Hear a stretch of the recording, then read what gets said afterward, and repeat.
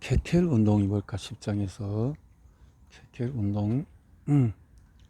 그래서 1940년대 캘리포니아 산부인과에 있었던 케켈 박사는 골반 저근육의 약화가 복합성 요실금, 그래서 여성 질환으로 불렸던 증상 및 여성의 생식기와 모호한 불편 증상에 대해서 알려줬는데, 케겔 박사 이전에 골반 저는 성기능을 유의미하게 다루지 않는 남성 의사들이 대부분이었던 의료계에서 무시당해왔다. 섹스에 관심을 두는 여자들은 물러난 여자로 치부하던 사회 규범도 여성의 건강에 대해서 논의를 방해했다. 골반 저근육의 약화가 출산 후에 빈번히 나타나는 사실을 확인한 케겔 박사는 매우 기민하고 상식적인 견해를 제시했다. 운동으로 이두근과 같은 근육을 강화하듯이 골반 저근육을 강화할 수는 없을까? 골반 저근육 복습하기는 이 장에서 주로 출산 시 근육 일상으로 인해서 발생하는 골반저의 이완과 손상은 실금과 골반 장기 탈출증으로 이어질 뿐 아니라 우리 가슴의 강도를 약화시킬 수가 있다. 골반 저근육 운동을 해야 하는 경우는 뭘까? 요실금, 이렇게 무증상인 20, 30대 이 운동을 하면 실금이나 기타 문제를 예방할 수 있을까? 적절한 데이터는 아직 없다. 넘어가고, 골반 저근육이 약한지는 어떻게 알 수 있나? 실금이 있다면 확실히 골반저에 문제가 있다는 것을 알 수가 있다. 이렇게 해서 골반 저근육의 기능은 의식의 통제 받기이기 때문에 어느 정도 훈련을 하지 않으면 즉각적으로 소출하기는 어렵다. 운동을 시작하기 이렇게 진로 구슬을 줍는다고 상상하라. 이렇게 운동을 해봐라.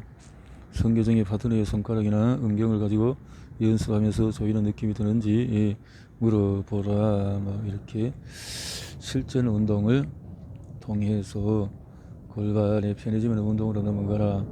지속적인 수축, 빠르게 튕기기, 기침이나 재채기 효과를 확인하기까지는 6에서 12지.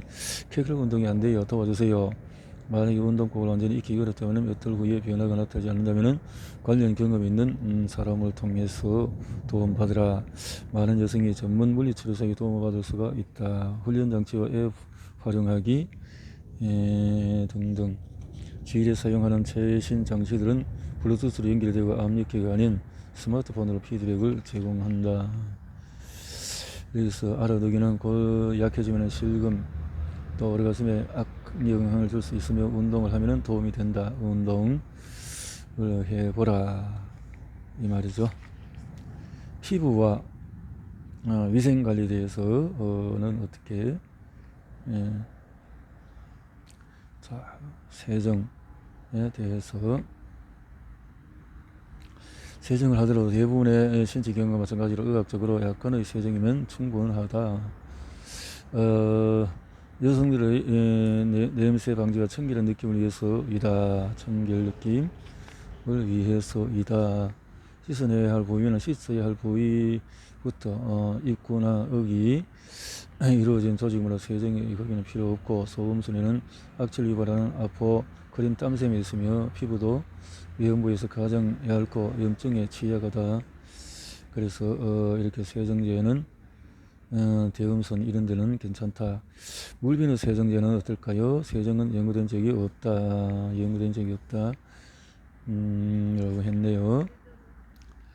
세정제는 비누가 아니다. 산성막은 온전히 남겨두고 오염물질만 벗겨내도록 고안된 그런 것으로 하는 것이 세정제가 특수한 여성 필요할까요?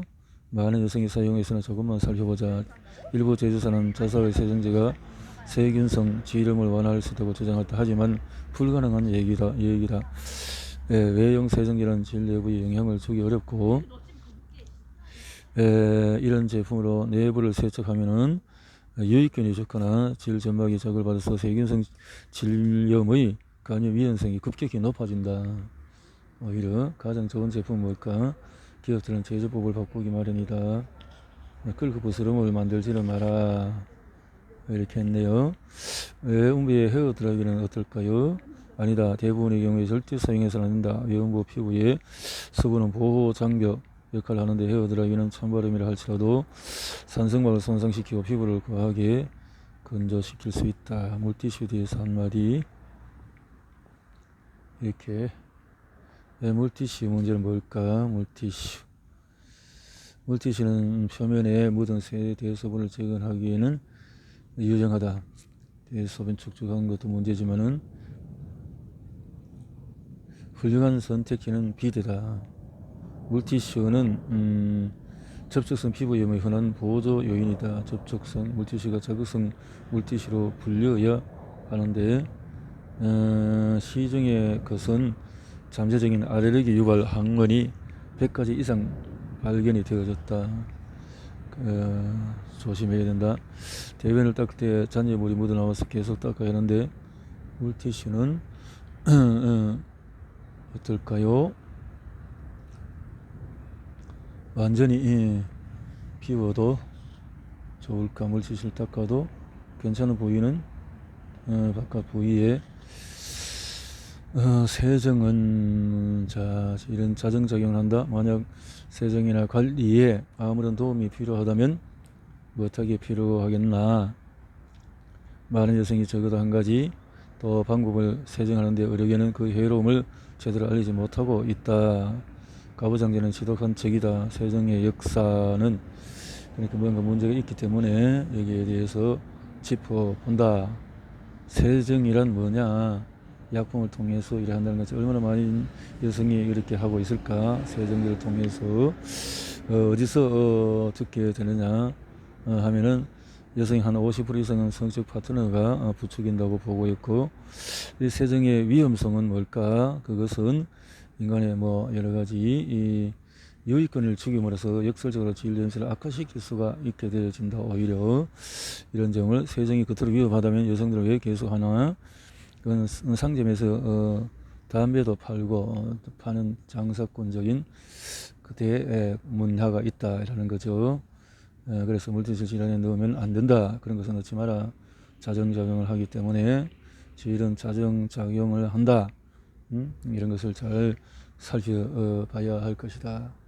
그래서 이렇게 관리는 어떻게 할 것인가. 일부 여성과 남성에게는 충격적으로 들리겠지만은 음모에는 목적이 있다. 사전기에 발달한 음모는 물리적인 장벽을 제공하여 외음부를 보호하고 이렇게 도와준다 이 말이죠. 다 그냥 있는 것이 아니다라는 거죠. 이렇게 하는 것인데, 단기간을 쓸어버리면 촉각 소형제를 작용하기 때문에 음모 한올은 신경 전말에 신경이 다 붙어 있다 이 말이죠. 음모는 냄새를 퍼뜨린가 하면은 페로몬을 모아둘 수도 있고 퍼뜨릴 수도 있다. 여러 측면에서 머리카락과는 다르다. 일단 모공 사이의 간격이 다르다. 그래서 또한 음모는 머리카락과 다른 색을 띨 수가 있다. 머리카락과 달리 무한정 자라지도 않는다.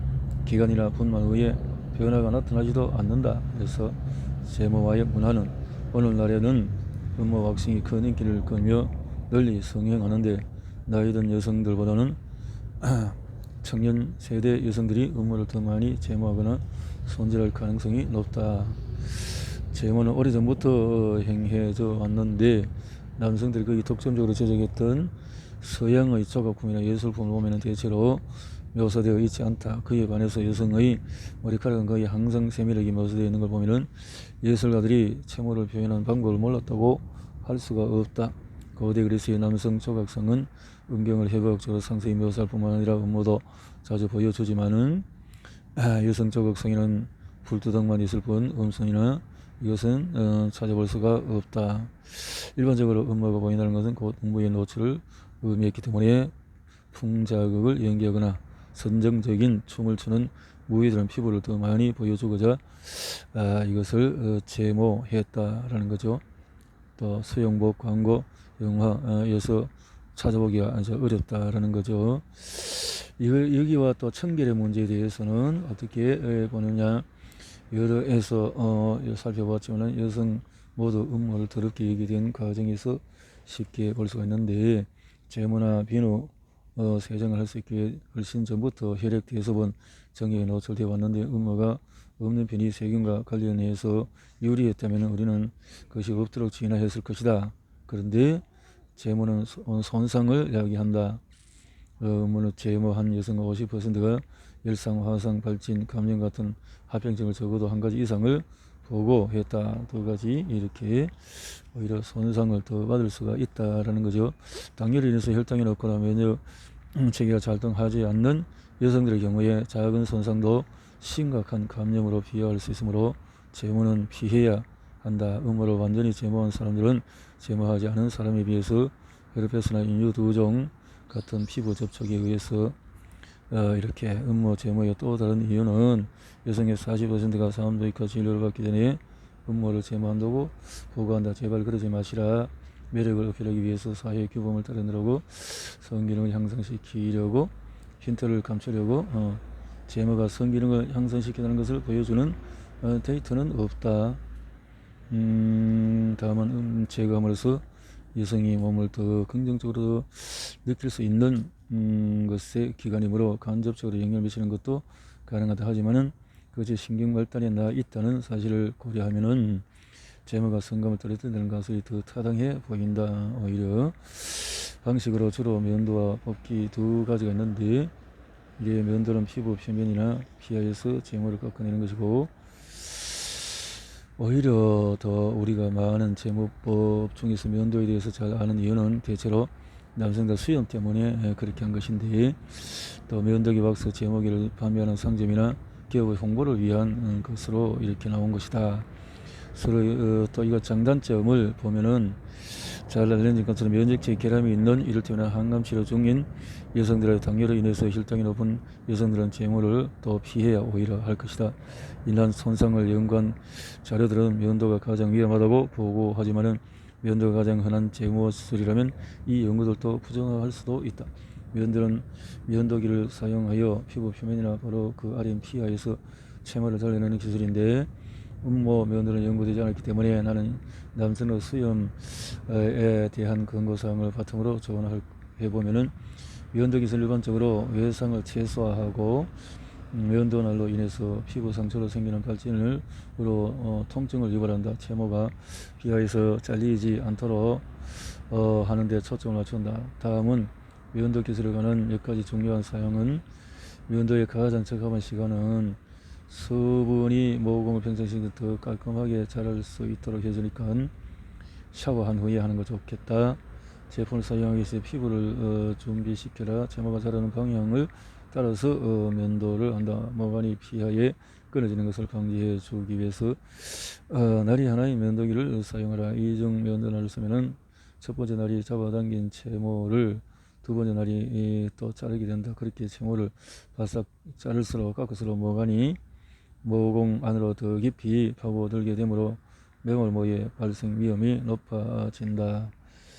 면도기를 주기적으로 교체를 하라. 1년 내내 같은 면도기를 사용하지 않도록 주의해라. 나는 그런 적이 전혀 없다거나 뭐 그런 건 아니다. 전기 면도기를 고려해보고 지시에 따라서 사용해라. 전기 면도기를 쓰면은 일반적인 면도 칼처럼 바짝 자를 수가 없다. 깎을 수가 없다. 뽑기라는 것은 어떻게 생각하나? 왁싱, 슈거링, 모공에 달붙은 물질을 적당히 힘을 가해서 잡아당기면서 채모를 하는데 이렇게 접착력이 상대적으로 약하다면 피부 외상도 덜 남길 것인데 왁싱 수압이나 왁싱 슈거링을 받는다면 단계별로 새 나무 막대기를 사용하는지를 확인을 해보라. 가정용 모공 제거기는 채모를 자꾸 뽑아내는 기구다. 강력한 쪽집기라고 생각하면 된다. 이 기기에 대해서는 관련 데이터도 거의 없고 또 연구가 그만큼 또 박스만큼의 고통스럽다. 레이저 제모와 전기 분해는 어떻게? 레이저 제모에 대해서는 이렇게 전기 분해야말로 진정한 연구 제모술이 될 것이다. 연구 매몰모 레이저 번각 감염의 매몰모는 피부 바로 아래에 있는 채모만 끊어지면 생긴 염증이나 외상이 모공 입구를 막거나 채모가 구부러진 채로 피부 안으로 자라면서 발생한다. 이렇게 안으로 또 들어가 버리는 것인데요. 자, 이렇게 위험해진다.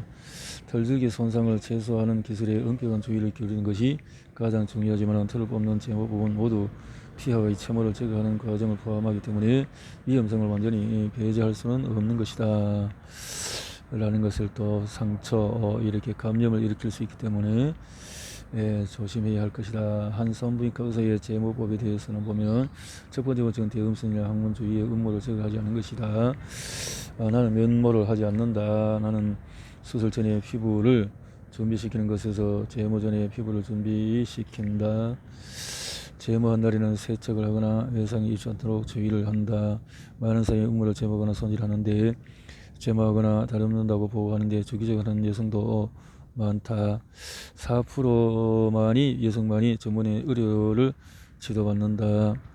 제모는 청결한 상태를 개선하지 않고 최근에는 여러 가지 바이러스와 관련이 있다는 데이터가 보고하고 있다라는 거죠. 그래서 모관의 손상을 최소화하는 게 매몰모를 예방하는 최선의 전략이다 라는 소견을 보여주었군요.